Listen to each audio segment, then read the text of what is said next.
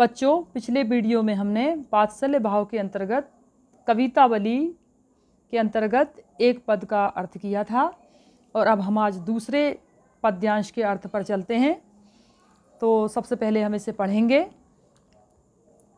बरदंत की पंक्ति कुंदकली, अधराधर पल्लव खोलन की, चपला चमके घन भीच जगे, छवि मोतिन माल अमोलन की, घुंघरारी लटें लटके मुख ऊपर, कुंडल लोल कपोलन की, नेछावरी प्राण करे तुलसी, बलि जाऊं लला इन बोलन की। तो सबसे पहले हम इसका संदर्भ लिखेंगे। संदर्भ वही होगा जैसा पिछले वीडियो में बताया था कि प्रस्तुत पद्यांश वात्सल्य भाव के अंतर्गत कवितावली से लिया गया है और इसके कवि गोस्वामी तुलसीदास जी हैं। फिर इसका प्रसंग लिखेंगे हम। तो ये इसमें भगवान राम की बाल छवि का वर्णन किया गया है। तो प्रसंग के अंतर्गत हम यही लिखेंगे कि प्रस्तुत पद्यांश में कवि ने बालक राम के सौंदर्य का सुंदर वर्णन किया है। अब हम इसके अर्थ पर आते हैं। तो बरदंत की पंक्ति कुंदकली, अधराधर पल्लव खोलन की। गोस्वामी तुलसीदास जी कहते हैं बर मतलब श्रेष्ठ सुंदर, दंत मतलब दांत, पंक्ति मतलब पगति, पंक्ति मतलब पंक्ति और कुंदकली कुंद के कुंद पुष्प की कली।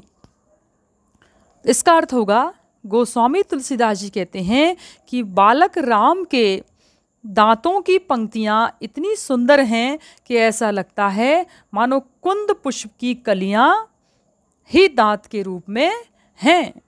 कुंद पुष्प की कली के समान ये सुंदर दिखाई दे रही हैं।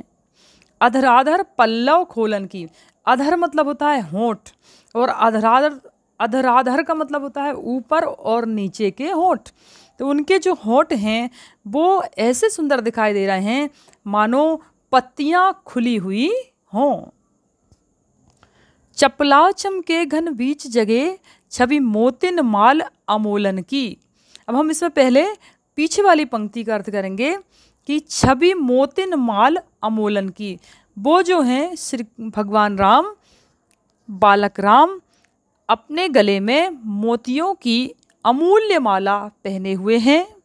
मोतियों की अमूल्य माला पहने हुए हैं जिसे देखकर ऐसा लगता है कि चपला चमके घन बीच जगे। ऐसा लगता है कि घने बादलों के बीच में बिजली चमक रही हो। घुंघराली लटें लटके मुख ऊपर, कुंडल लोल कपोलन की। उनके घुंघराले घुंघराले बाल हैं और उसकी जो लटें हैं वो मुख तक आ रही हैं जो बड़ी सुंदर दिखाई दे रही हैं। कुंडल लोल कपोलन की, और जो कानों में कुंडल पहने हुए हैं, लोल मतलब सुंदर, कपोलन मतलब गाल। तो वो जो कुंडल हैं वो इतने लंबे हैं कि वो गाल तक लटक रहे हैं जिससे उनके मुख की शोभा और ज़्यादा बढ़ रही है। नेछावरी प्राण करें तुलसी, बलि जाऊं लला इन बोलन की। तुलसीदास जी कहते हैं कि इस सुंदर छवि को देखने के लिए, बालक राम की एक मधुर वाणी को सुनने के लिए अगर मुझे प्राण भी निछावर करना पड़े तो मैं पीछे नहीं हटूंगा।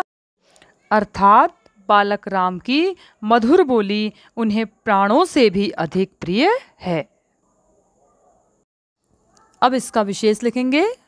तो हम लिखेंगे इसमें अनुप्रास अलंकार है, वात्सल्य रस है और सवैया छंद का प्रयोग है।